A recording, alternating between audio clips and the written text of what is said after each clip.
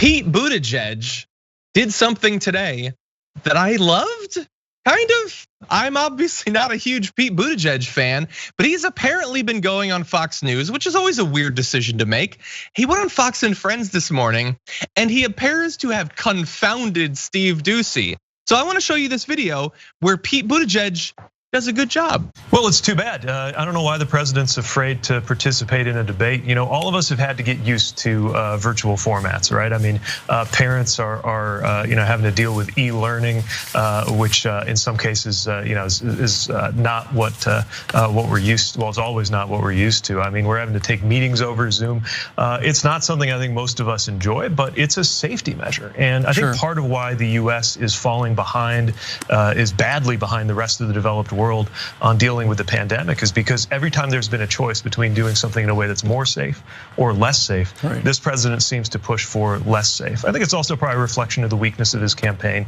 When you see campaigns getting the kind of bad news that he's been getting through this month, a lot of times you'll see these kinds of increased arguments over rules, withdrawing from opportunities, a little bit of flailing there, and it's too bad because I think the more the American people can hear two candidates side by side, even if it's virtual, the better. Of course, the only reason we're here in the first place is that the president of the United States is still contagious, as far as we know, with a deadly disease, which reflects the overall problem. And I don't know why you would want to be in a room with other people if you were contagious with a deadly disease and you care about other people. But maybe the president doesn't care about other people.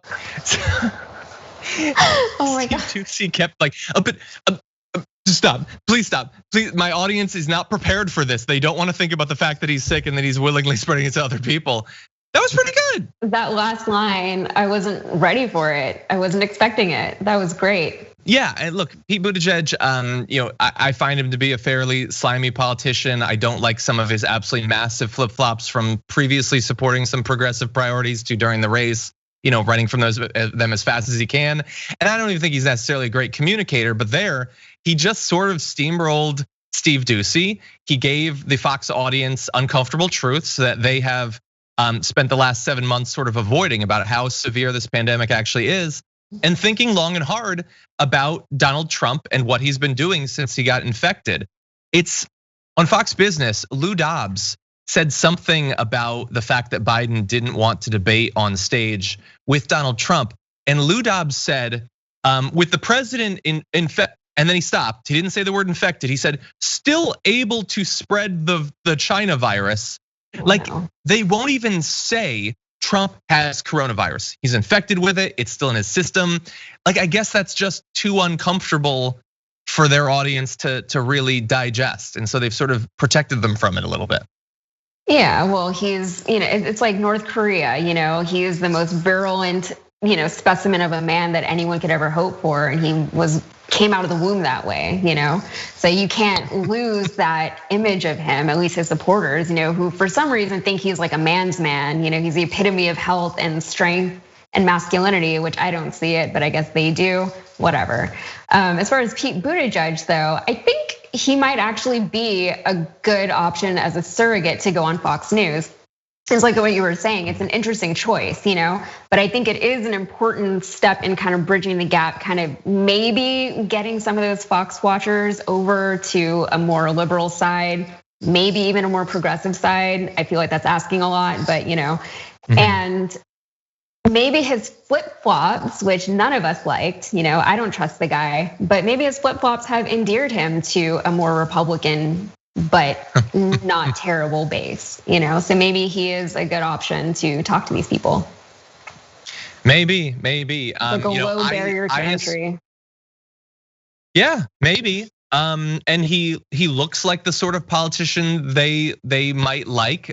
He's white. And he doesn't look scary or intimidating. He looks vaguely like a ventriloquist dummy, but he's not a dumb guy. And those lines were well delivered. I don't know, maybe as you say, maybe this could be his role and he could win back at least a little bit of goodwill from the Democratic primary. Yeah, that remains to be seen. We will see. I don't trust his motives either, but at the end of the day, if the result is positive, then I'll take it. Totally, and you're 100% right not to. I mean, he's still very young. I think he's younger than me actually. And so he did incredibly poorly in the Democratic primary. I mean, he did well in Iowa for obvious reasons and not well elsewhere for obvious reasons, but he's young. And so I don't know, maybe he's thinking gets into the Biden administration. He timed his withdrawal from the race to try to give a boost to Biden. I doubt he did that just out of the goodness of his little heart. Yeah. And so, yeah. Yeah, his motives are very, very questionable. I think so.